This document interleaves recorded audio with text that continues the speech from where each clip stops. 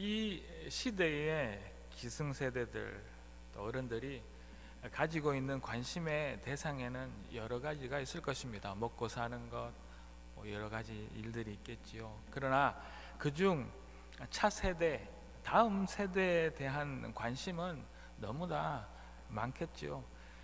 인간들은 죄송합니다. 본능적으로 자기 다음 자신의 후손에 대한 관심과 또 자신의 자녀들을 통하여서 우리 이후에 이 세상이 어떻게 변화가 될 것인가에 대해서 궁금함이 참 많습니다. 그래서 차세대 하지요. 그리고 다음 세대 next generation이라고 이야기하며 관심을 가집니다.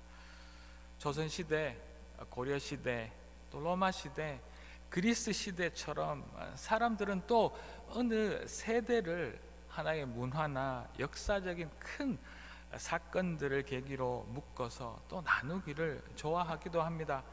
요즘 한국에서는 MZ세대라고, 그 MZ세대가 대세라는 이야기가 있습니다. MZ세대라는 그 말을 처음 들어보시거나 잘 모르시면 시대의 흐름에 뒤처진 그런 놀림을 당하실 수도 있습니다. 이 지난 시절에도 우리에게는 이런 세대라고 하는 것들이 참 많이 있었던 것 같아 제가 한번 찾아보았습니다. 여러분은 어느 세대에 속하고 있는지 한번 찾아보시겠습니까? 먼저 베이비 붐 세대입니다. 출생률이 급격히 늘어난 한국 전쟁과 또 제2차 세계대전 이후에 태어난 세대들을 이야기합니다.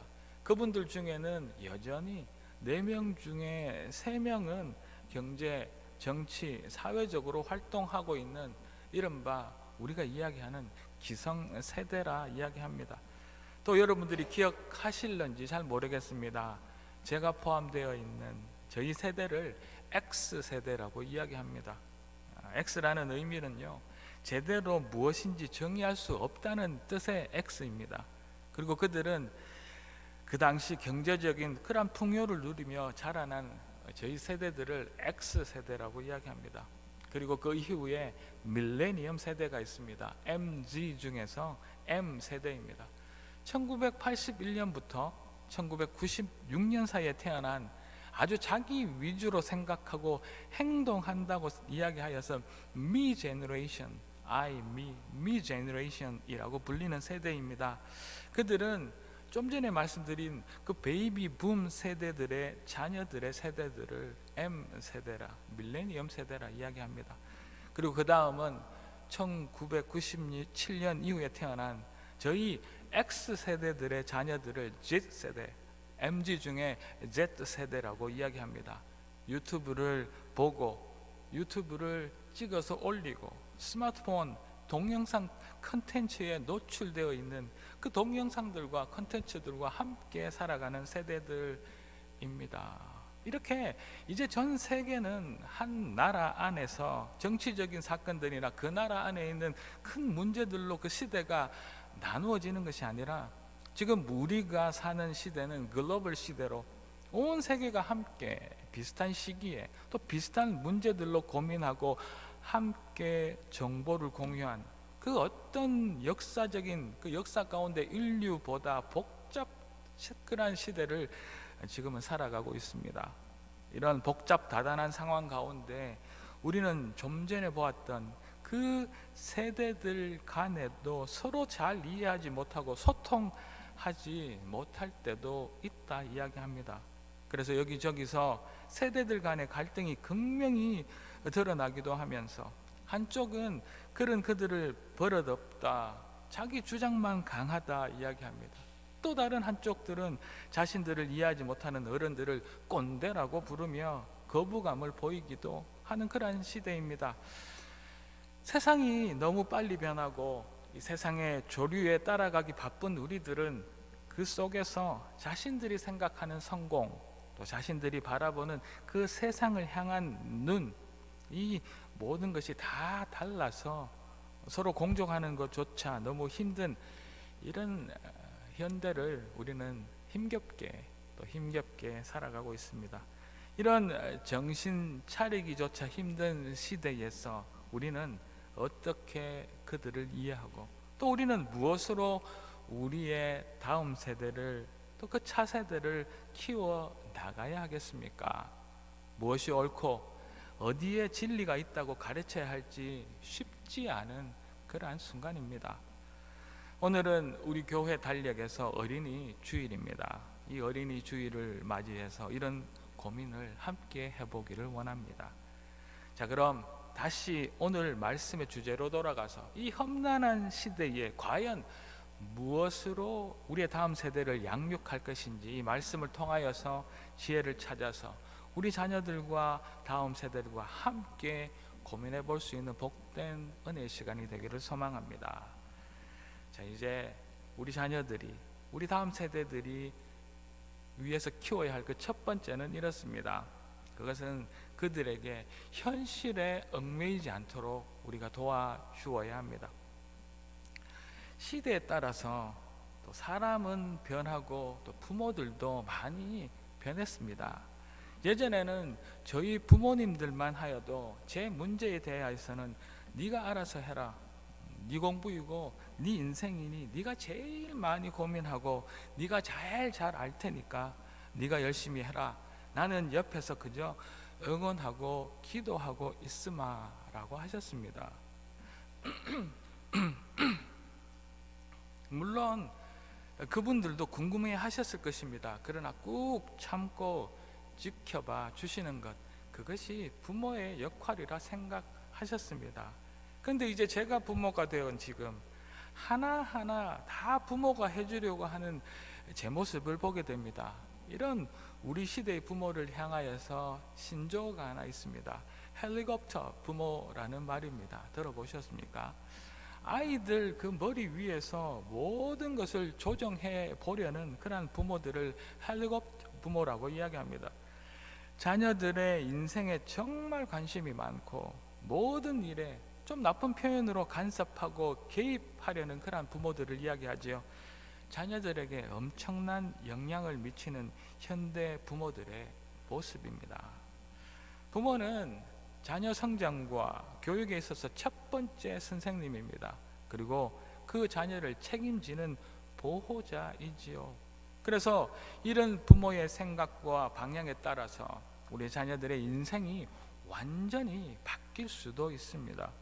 아버지는 많은 것을 알고 어머니는 더 나은 것을 알고 있다. 이해가 되십니까? 참 옳은 말 같습니다. 아버지들은 많은 것을 알지만 어머니는 그보다 더 나은 것을 아는, 이렇게 많은 더 나은 것을 아는 부모들이 우리 자녀들에게 엄청난 영향을 미치고 있다는 그 사실들도 우리는 알아야 합니다. 그래서 부모들은 자녀들을 올바로 인도하는 것과 또 솜씨 있게 그 문제들을 다루는 것, 그 사이에서 적절한 균형이 필요하다는 그 사실들도 우리는 알아야 할 것입니다. 다음 세대를 잘 양육하게 자라게 하기 위하여서 우리가 그들에게 전해주는 그 지식과 지혜도 중요하겠지만 우리 삶의 기준이 제대로 설정되고 그 기준대로 사는 것, 그런 모습을 가르치는 우리 믿음의 기성세대가 되어야 할 줄로 믿습니다. 가정에 부모님뿐만 아니라 우리 교회에서 먼저 믿은 믿음의 선배인 우리들도 이제 새롭게 믿음 생활하거나 아직 믿지 않는 사람에게 우리의 제대로 된 믿음의 그 기준과 믿음의 좋은 본이 필요하고 이제 올바른 신앙의 전달이 필요할 것입니다. 그런 의미에서 오늘 본문 31절을 한번 보도록 하겠습니다. 그러므로 염려하여 이르기를 무엇을 먹을까, 무엇을 마실까, 무엇을 입을까 하지 말라. 솔직히 무엇을 먹고 무엇을 마시고 입고 살까, 이 현실적인 문제에서 자유로운 사람이 누가 있겠습니까? 누구나 우리 인생은 현실의 문제에 얽매이고 고민하며 살아갑니다. 이 본문의 말씀이 이런 의식주에 대해 전혀 신경 쓰지 말아야 한다는 그 이상만 보고 살아라, 그러한 현실을 부정하며 살라는 그런 말씀은 절대 아닙니다. 당연히 우리는 이 의식주 문제를 해결하기 위해 모든 면에서 준비하고 게을리하며 특별히 게으르게 살지는 안 됩니다. 최선을 다하여서 주어진 자리에서 열심히 이 현실의 문제를 해결하려고 노력하며 살아가야 합니다. 모든 것이 잘 될 거야, 먹고 마시는 것은 다 주신대 라는 이러한 낙천적인 이상주의자는 이 교회에 저 한 사람이면 충분하지 않겠습니까? 여러분들 모두는 그 대신 현실을 부정하지 않는 현실적 신앙인으로 사셔야 합니다. 이 먹고 마시는 또 입는 현실의 문제는 직시하여야 하겠지만 우리 모든 에너지를 여기에만 몽땅 쏟아부어서 이 현실에 꽉 매여 살지는 말아야 한다는 말씀입니다. 우리 인생의 그 많은 고민들이 여기에서부터 출발하기 때문입니다. 우리가 먹고 살 이 현실의 문제에서 자유롭지 못하기 때문에 언제나 불안하고 걱정과 염려에 쌓여 사는 것이죠. 먹고 사는 문제, 또 입고 또 살아가는 문제에 우리의 시간과 온 정신과 힘, 우리 시간의 대부분을 박탈당하며 불행한 인생을 살아가기 때문에 성경은 무엇을 먹을까, 무엇을 마실까, 무엇을 입을까 염려하지 말라라고 단호히 가르쳐주고 계십니다. 우리를 이 땅에 보내신 하나님의 그 거룩한 계획과 하나님 아버지의 그 거룩한 뜻과 그 목적을 잊어버리고 나 자신의 그 생존 하나에만 집중하여 매달리는 이 세상의 염려와 이 재물의 욕심의 유혹에 걸려들 수밖에 없기 때문입니다. 여러분들이 이런 사람으로 살기를 원하십니까?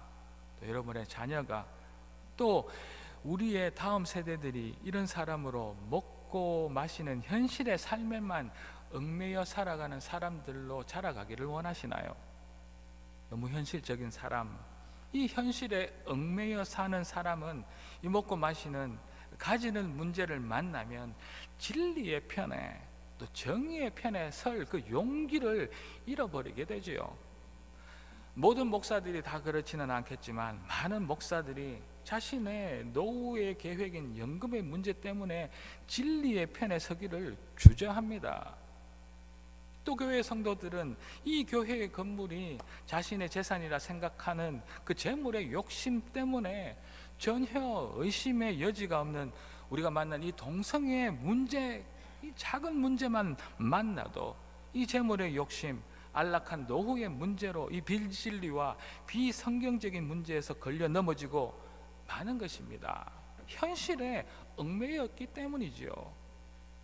우리 자녀들 앞에 이제 믿음 생활을 시작하는 다음 세대의 신앙인들 앞에 이보다 더 큰 얼마나 많은 현실의 문제들이 이제 도전해 올 텐데 그때마다 현실, 그 먹고 마시는 문제에 얽매여서 진리를 포기하고 말씀과 반대되는 삶을 살아가도록 우리가 만들어야 하겠습니까?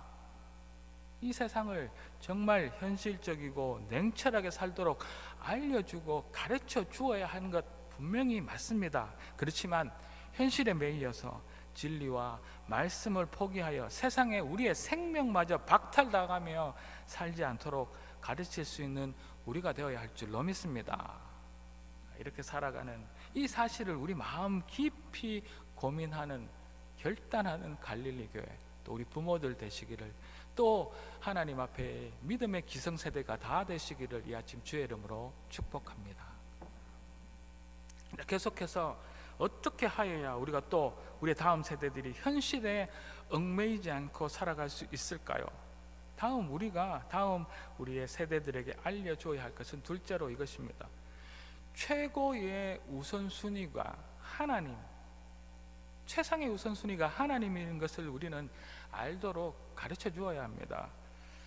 여러분들 사시면서 여러분들이 원하시는 만큼 수입을 벌면서 살아가시나요? 현실에 최선을 다하여 시간을 아끼고 나의 삶을 희생시키고 정말 노력하여서 내가 원하는 것들을 모두 가지고 누리며 살아가시나요? 무엇을 먹을까? 무엇을 마실까? 입을까? 그렇게 걱정하고 그렇게 고민하고 노력하지만 사실 내 마음대로 내가 누릴 수 있는 만큼, 내가 가질 수 있는 만큼 가질 수 없겠지요. 여전히 모자라고 여전히 부족한 것이 우리네 인생이지 않습니까? 우리가 현실을 향해 그렇게 바쁘게 내 모든 것을 다 투자하고 열심히 살았는데 아직까지입니다. 여전히 부족하고 여전히 염려와 근심이 가득한 삶을 우리는 살아가고 있습니다. 오늘 본문 32절을 보도록 하겠습니다. 저는 현대인의 성경 버전으로 읽어드리겠습니다. 한번 들어보십시오. 이런 것들은 모두 믿지 않는 사람들이 애써 구하는 것이다. 하늘에 계신 너희 아버지께서는 이 모든 것이 너희에게 있어야 할 것을 다 알고 계신다. 무엇을 먹고 무엇을 마시고 입을까? 이 현실적인 문제는 믿지 않는 사람들이 정말 애써서 구하는 것이다. 그런데 그리고 그보다 더 중요한 것은 하나님 아버지께서도 이 모든 것이 그 이방인들 믿지 않는 사람들 뿐만 아니라 너희에게 우리 믿는 자들에게도 있어야 할 것을 알고 계신다고 말씀하고 계십니다. 자, 그렇다면 그런데 왜 이 현실적인 문제를 하나님 아버지께서는 단번에 우리들에게 해결해 주시지 않는 것입니까? 당연히 이런 질문이 생기기도 합니다. 자, 그 질문의 답이 오늘 보면 33절에 있습니다. 33절을 한번 보겠습니다. 그런즉 너희는 먼저 33절 없나요? 그런즉 너희는 먼저 그의 나라와 그의 의를 구하라. 그리하면 이 모든 것을 너희에게 더하시리라. 하나님의 우리에 대한 관심은 우리가 가지고 있는 관심과 전혀 다르기 때문입니다. 우리에게 먹고 마시고 사는 현실이 가장 중요한 것을 너무나 잘 알고 계시지만 그런데 너희는 먼저 하나님의 나라, 하나님의 의를 구하는 것이 가장 최우선이라는 것이지요. 그러면 그 이후에 이 모든 현실적인 것을 덤으로 더하겠다고 약속하고 계십니다. 우선순위에 대한 말씀입니다. 우리에게는 의식주의 문제가 가장 급한 일이지만 안타깝지만 하나님 아버지께서는 그렇지 않다는 말씀이시지요. 어떤 사람이 있었습니다. 그 사람은 너무 바쁘다고 푸념을 매일매일 넣어놓고 삽니다. 직장 생활에, 가정에, 또 이런 저런 일에 몸이 10개라도 모자란다고 이야기합니다. 그랬더니 옆에 있었던 한 어른 한 분이 이런 말씀을 하십니다. 여보게 젊은이, 그렇게 시간이 모자라고 정신없이 바쁠 때는 시계를 보지 말게 그 대신 나침반을 보고 살도록 하게. 의미심장한 이야기입니다. 우리의 신앙과 현실의 문제는 빠르기, 속도나 많고 적음의 크게 문제가 아니라 옳고 그름의 방향성의 문제일 수 있다는 이야기죠. 아무리 시간을 쪼개어 부지런히 최선을 다해 살아도 우리 현실의 문제는 다 해결되지 않습니다. 여전히 우리의 가장 큰 도전은 먹고 사는 의식주 문제들로 우리 인생은 차고 넘쳐납니다. 바쁘게만 많이만 가진다고 이 현실의 문제를 해결할 수 없습니다. 그 이유는 방향이 잘못되었기 때문에 잘못된 방향으로 아무리 빨리 달려가 보아도 최선 다해 보아도 아이고 바쁘기만 하네, 못 살겠네 하는 이는 푸념만 늘어나기 일수이기 때문입니다. 우리는 우리 관심의 방향을 이제 세상에서 하나님 아버지께로 돌릴 때가 되었습니다. 우선순위가 하나님께 있음을 우리 다음 세대에게 정확하게 가르쳐 주어야 할 것입니다. 하나님이 주인 되시면, 하나님께서 우리의 삶, 우리의 모든 것의 주인이 되시면 이 현실의 문제를 다 해결해 주시겠다 약속하셨기 때문입니다. 왜냐하면 주인이신 하나님께서 우리의 모든 이 문제를 아시고 계신다고 아버지께서 책임지시마 약속하셨기 때문입니다. 2023년 5월 5일 지난 금요일 WHO 세계보건기구에서 이제 코로나19 국제 공중보건 비상사태를 해제하기로 하였습니다. 2020년 3월 이후 이제 건 3년 만의 일입니다. 이 팬데믹이 시작되고 온 세상의 교회들은, 그리고 많은 사람들은 이제 앞으로 어떻게 살지, 무엇을 먹고 살지, 교회는, 예배는 얼마나 많은 고민과 염려로 시작하였는지 모릅니다. 우리 갈릴리도 그렇게 염려와 걱정으로 시작했었지요. 그러나 3년이 지난 지금을 돌아보십시오. 우리는 여전히 하나님을 예배하고 조금 더 발전하기 위해 노력하며 지금 이 자리에까지 와 있습니다. 이 팬데믹 기간 동안 교회들은 어떻게 하였을까요? 무엇을 먹을까?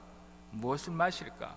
무엇을 입을까? 어떻게 두고 갈까? 노력만 하였을까요? 물론 노력하였습니다. 그러나 그보다 먼저 어떻게 하면 예배를 더 잘 드릴 수 있을까 고민하고, 어떻게 하면 이 공동체를 잘 지켜나갈 수 있을까, 우선순위를 하나님의 나라, 하나님의 뜻, 하나님의 예배를 위해서 노력해 왔습니다. 먼저 그의 나라와 그의 의를 위해 더 노력함으로 온라인 예배로 우리 예배를 지켜내었고, 우리 모임도 어떻게 해서든지 지키고 모이기에 힘썼습니다. 어떤 통계에서는 그리스도인들이 이 팬데믹 기간 동안 성경을 더 많이 찾고 더 많이 읽어서 한때 이 성경이 전파되었다고 이야기합니다. 그래서 3년이 지난 지금 어떻게 되었습니까?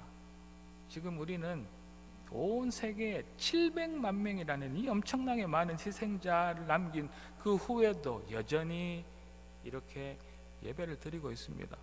그 이외의 모든 것은 하나님의 약속대로 다 채웠었고 우리는 살아남았답니다. 자, 그렇다면 우리의 삶은 어떻습니까?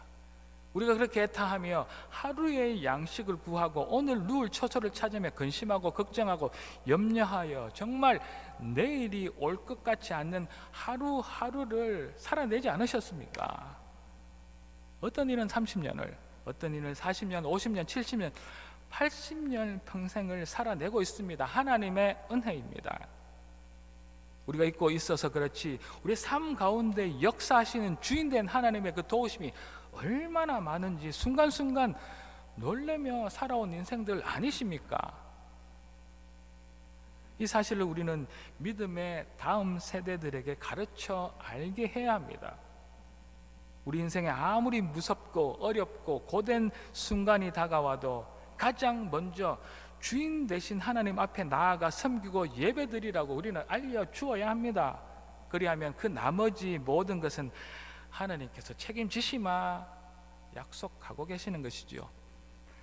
지금 당장은 먹고 살 일로 막막하고 현실의 일로 무섭고 걱정, 염려로 잠이 오지 않지만 주를 먼저 찾고 의지하는 동안 그 긴 터널을 지나고 언젠가 더 발전하고 언젠가 더 성숙한 삶을 10년이 지나고 20년이 지나서까지 살고 있을 것을 우리 다음 세대들에게 가르쳐 주어야 할 줄로 믿습니다. 이것이 우리 부모, 이것이 우리 믿음의 선배들이 지금 오늘 어린이 주일 우리 아이들에게 해야 할 일들입니다. 이 사실을 믿고 우리의 자녀, 우리 다음 세대들에게 제대로 전달하는 이 어린이 주일이 되시기를, 그런 저와 여러분 되시기를, 갈릴리 교회가 되기를 주의 이름으로 축복합니다. 그리 하실 하나님을 찬양합시다. 우리가 이제 다음 세대들에게 알려주고 가르쳐야 할 것, 오늘 주제 중은 마지막 세 번째는 이렇습니다. 당연히 믿음으로 살도록 하는 것입니다. 말이 쉽지 사실 먼저 하나님의 나라와 하나님의 뜻, 그 의를 따르며 하나님이 주인이시라고 말하며 사는 것이 얼마나 힘든 일인지 모릅니다. 내가 먹을 것이 없는데, 내 자녀들이 학교 가고 더 좋은 환경에서 공부하고 살기 위해서 내가 가진 돈이나 재물이 모자라도 너무 모자라는데 교회에 11조를 하고 감사헌금을 하는 것이 정말 많이나 되는 것입니까? 잘 압니다. 내가 쓰기도 모자라는데 다른 사람들을 돕는 데 쓰는다는 것이 현실적으로 가능한 일입니까? 잘 압니다. 목사인 저도 힘듭니다. 그래서 우리에게는 믿음이 필요합니다. 돈이 적고 많음의 문제가 아닙니다. 저희 자녀들에게 말합니다. 100불에서 10불을 11조 하지 못하면 네가 10,000불을 벌었을 때 1,000불은 더 크고 아까워서 11조 할 수 있겠느냐? 믿음의 문제입니다. 헌금 많이 내라는 말씀은 절대 아닙니다. 오해는 하지 마십시오. 섬김도 나눔도 지금 시간이 이렇게 바빠서 잘 살지 못하는데, 내가 남들을 섬기고 도울 수 없는데 네가 공부를 더 하게 되고 대학을 가고 직장을 가고 자녀를 가지고 더 높은 사람이 되었을 때, 더 바빠서 시간이 없을 때 그들을 섬기고 그들에게 나눌 수 있겠느냐? 믿음의 문제입니다. 하나님의 말씀을 듣고 의지하는 믿음이 필요한 시대입니다. 오늘 본문 34절입니다. 그러므로 내일 일을 걱정하지 말아라. 내일 일은 내일 걱정할 것이요 한날의 괴로움은 그날의 것으로 충분하다. 오늘 이 본문은 강조하고 있습니다. 오늘 있을 어려움만 염려하고 걱정하라는 이야기입니다. 오늘 일에 집중하라는 이야기지요. 오지도 않는 내일 일을 걱정하지 말라는 말씀입니다. 우리 그리스도인들이 신앙인으로 가장 강조하는 이 믿음이라는 말의 반대말은 무엇일까요? 믿음의 반대말은 무엇일까요? 의심이 아니라 두려움이라 이야기합니다. 여러분은 이것을 인정하시는지요? 저는 아주 맞다고 생각합니다. 우리에게 믿음이 생기지 않는 이유는 내일이 오는 것을 의심해서가 아니라, 내일이 없다고 의심해서가 아니라 내일 있을 그 고난을 두려워하고 무서워하기 때문입니다. 그래서 우리 안에는 믿음이 생기지 않는 것이지요. 그래서 우리의 신앙의 연륜이 아무리 오래되고 목사이고 장로이고 권사라고 하더라도 조금만 나의 주위의 여건이 힘들어지면 불안해하고 염려하고 헤어나지 못하는 그런 성숙하지 못한 신앙인의 삶을 살아갑니다. 그것은 믿음이 우리를 무섭고 두렵게 하기 때문입니다. 성경 말씀은 고난을 믿음으로 이겨나가라고, 지금도 믿음의 다음 세대에게 믿음으로 살아나가라고 가르치라고 말씀하고 있지만, 우리 믿는 자들에게 평생 풀리지 않는 그 숙제가 또 바로 이 믿음의 문제입니다. 우리 모두 하나님이 함께 하심에 대한 의심을 가진 사람은 이 자리에 아무도 없을 것입니다. 그러나 그분이 함께 하시는데도, 거기다가 우리가 열심히 예배드리고 기도하고 있는데도 온갖 고난이 거치지 않고 있으니 염려가 더 늘어나는 것입니다. 여전히 두려운 것입니다. 그래서 힘듭니다. 나아가서 고난 가운데 하나님의 특별한 뜻인 줄도 알고 또 언젠가는 해결해 주신다는 약속도 믿습니다. 그러나 어쨌든 지금 당장은 너무 힘듭니다. 그래서 우리 고민은 깊어지고 이 믿음의 고민은 우리 그리스도인들에게 평생의 숙제로 남습니다. 필립 얀시라는 분의 책, 내 안에 하나님이 없다라는 책에 이런 말이 있습니다. 올가미에 걸린 개를 풀어줄 때, 아이의 손가락에 박힌 가시를 빼줄 때, 아이에게 수영하는 법을 가르칠 때, 물에 빠진 사람을 구할 때 그들을 머뭇거리게 하는 가장 치명적인 장애물은 그들 자신 안에 가지고 있는 불신이다. 우리는 그들에게 비록 자기가 품고 있는 그 감정이나 생각 또는 지식과 일치하지 않더라도 믿으라고 부탁한다. 우리가 하나님의 말씀, 내일 일을 염려하지 말라는 말씀을 믿고 의지하는 유일한 그 근거는 다름 아니라 하나님에 대한 우리들의 확신, 신뢰인 줄로 믿습니다.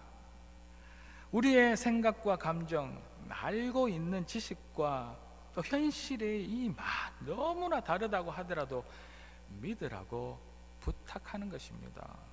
계속해서 이 책은 말합니다. 믿음은 양손잡이다. 오른손에는 기쁨을 받아들이고 왼손에는 고통을 받아들이며 우리에 대한 하나님의 계획이 이루어질 것을 확신하는 것, 이것이 믿음이다 라고 책은 이야기합니다.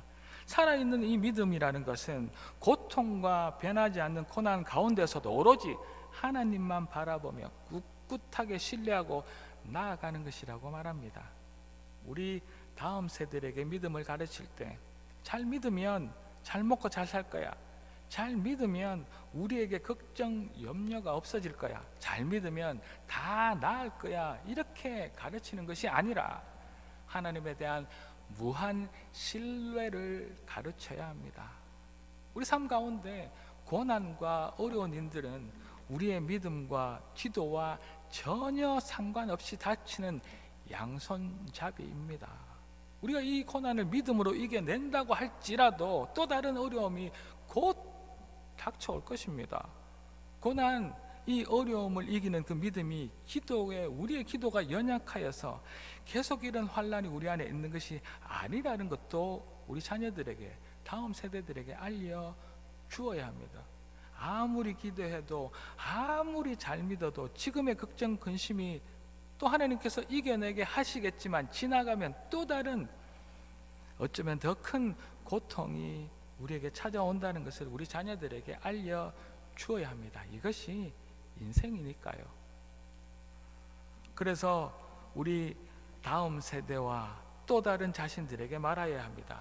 내일 일을 걱정하지 말아라. 내일 일은 내일 걱정할 것이요 한 날의 괴로움은 그날로 충분하다. 내일 일어날 일을 벌써 염려하지 말라는 것입니다. 내일 무슨 일이 일어날지 아무도 모릅니다. 미리 일어나지 않은 일까지 염려하지 말고 오늘 일어난 일, 지금 당장의 것에만 열심히 고민하고 그 속에서 하나님을 무한 신뢰하며 믿음으로 이겨나가라고 우리 자녀들에게, 우리 다음 세대들에게, 우리에게 가르쳐 주어야 합니다. 지금 내 앞에 일어난 이 작고 사소한 일, 내가 할 나만의 문제를 하나님을 신뢰함으로 믿으며 이겨나가야 된다는 것을 우리는 다음 세대, 우리 자녀, 그리고 나 자신에게 알려주고 가르쳐 줘야 한다는 그 사실들을 잊지 맙시다. 이럴 때 우리 앞에 닥칠 수많은 일들, 베이비붐 세대, X세대, MZ세대, 또 앞으로 올 어떤 세대와 그 시대 가운데서도 우리가 길을 잃지 않고 담대히 우리에게 맡겨진 그 길을 우리는 살아나갈 수 있을 것입니다. 그래야 우리 다음 세대 자녀에게도 믿음의 소망이 있어서 오른손에는 기쁨으로 왼손에는 고통을 이기며 양손잡이 믿음을 가지고 살아갈 수 있을 것입니다.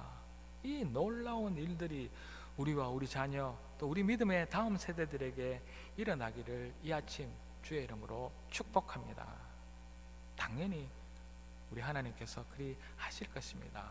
사랑하는 갈릴리 가족 여러분, 어린이 주일을 맞이하여서 우리 신앙의 다음 세대들 위해 우리가 무엇을 남겨주고 알려주어야 할지 고민하는 믿음의 기성세대들이 됩시다. 이 험난한 현실 가운데 우리가 다음 세대에 남겨줘야 할 우리의 신앙의 그 유산은 물질, 먹고 사는 문제가 아닙니다. 이 세상을 정말 현실적이고 냉철하게 살도록 우리 가르쳐 주어야 할 것입니다. 거기에 현실에 매이어서 진리의 말씀을 포기하고 세상에 우리의 생명마저 저당 잡히고 박탈당하며 살지 말라고 더불어 가르쳐야 합니다.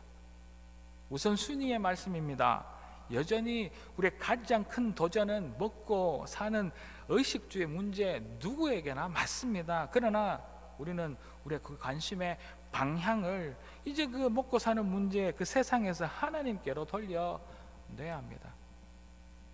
우선순위가 가장 먼저 하나님께 있음을 우리 다음 세대, 우리 자녀들에게 정확하게 가르쳐 줍시다. 믿음은 양손잡이입니다. 오른손에는 기쁨을 받아들이시고 왼손에는 그 고통 또한 받아들이며 우리에 대한 하나님의 계획이, 그 신실하심이 이루어질 것이라는 그 확신을 가지는 믿음을 가지고 살아가야 한다고 가르칩시다.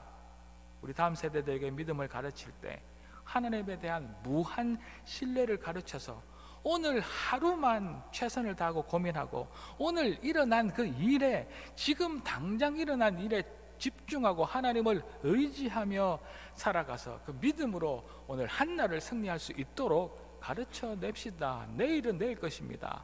내일은 하나님의 것이기 때문입니다.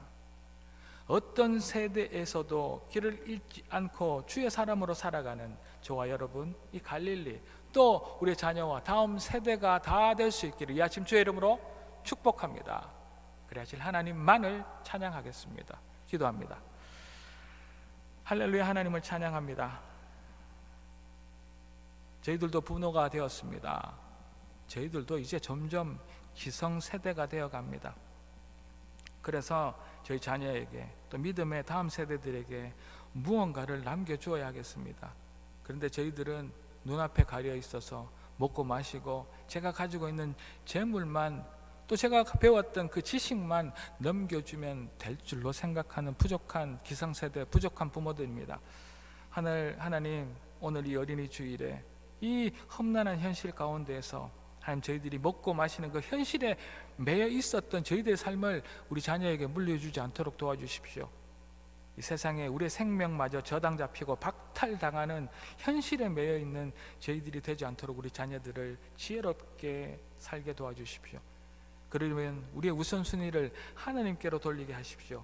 먹고 마시고 살아가고 숨쉬는 일 크기에 매여버려서 하나님을 잊고 사는 저희들 용서하시고, 하나님, 이 세상에서 우리의 우선순위와 관심의 방향을 하나님께로 돌려야 함을 우리 자녀들에게 알려주게 도와주십시오. 그리고 이 믿음이 양손잡이, 믿기만 하면 다 잘 될 것이라는 만사 형통주의가 아니라 믿었지만 또 내일은 고통이 닥쳐올 것이라는 그 사실들도 정확하게 가르쳐서 믿음의 이 양손잡이, 한 손에는 기쁨과 또 다른 고통을 이겨낼 것이라는 그 믿음의 사람들로 우리 자녀들에게 정확하게 믿음을 가르쳐내는 기성세대 부모들이 되게 도와주시옵소서. 그리하실 하나님만 찬양하옵고 이 모든 말씀 살아 역사하시는 예수 그리스도 이름으로 감사드리며 기도 올리옵나이다. 아멘.